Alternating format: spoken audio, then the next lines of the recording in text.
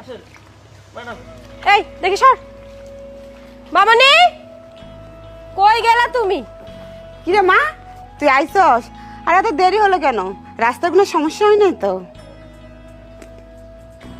না না মামুনি, রাস্তায় কোনো সমস্যা হয়নি, কিন্তু একটু বৃষ্টির জন্য আটকে গেছিলাম। আর তোমাদের এলাকায় গাড়ি অটো রিক্সা কিছুই পাচ্ছিলাম না আমি। গ্রাম অঞ্চল তো সেই জন্য। কোনো লোক খুঁজে পায় না আমার ব্যাগগুলো নেওয়ার জন্য। তারপরে এই যে লোকটাকে নিয়ে আসছে আমার ব্যাগ টানার জন্য।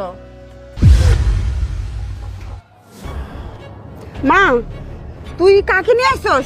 তুই উনারে চিনস? মামুনি তুমি যে কি বলো, আমি একে কোত্থেকে চিনবো? ও তো রাস্তার পাশে কামলা দিচ্ছিল, আমি ওখান থেকে ডেকে নিয়ে আসলাম আমার ব্যাগগুলো নেওয়ার জন্য।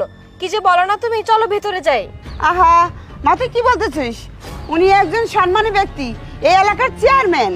মামুনি আমি তো জানি না উনি যে চেয়ারম্যান। আমি দেখছিলাম রাস্তার পাশে ঘাস কাটতেছিল, আমি ভাবছিলাম হয়তো কামলা টামলা হবে, তার জন্য আমি আমার ব্যাগ নেওয়ার জন্য ওনাকে ডাকছি। মামুনি এখন আমি কি করব? উনি আবার আমাকে পুলিশে দিয়ে দিবে না তো? না মা, আমাদের চেয়ারম্যান এরকম না, তোমারে পুলিশে দিবে না।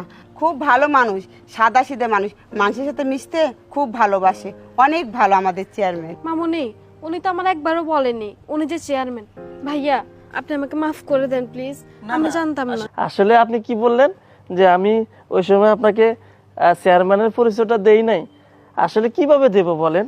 আপনাকে বারবার করে আমার ভাতিজাটা বলতে চাইছে, কিন্তু আপনি যে উত্তেজিতভাবে আমাদেরকে কামলা মনে করে যেভাবে কথা বলছেন, আমি আর বলতে পারিনি যে আমি আসলে এই এলাকার চেয়ারম্যান। আর জানেন, আমি মানুষটাই এমন, এইভাবে আমি চলাফেরা করতে খুব ভালোবাসি।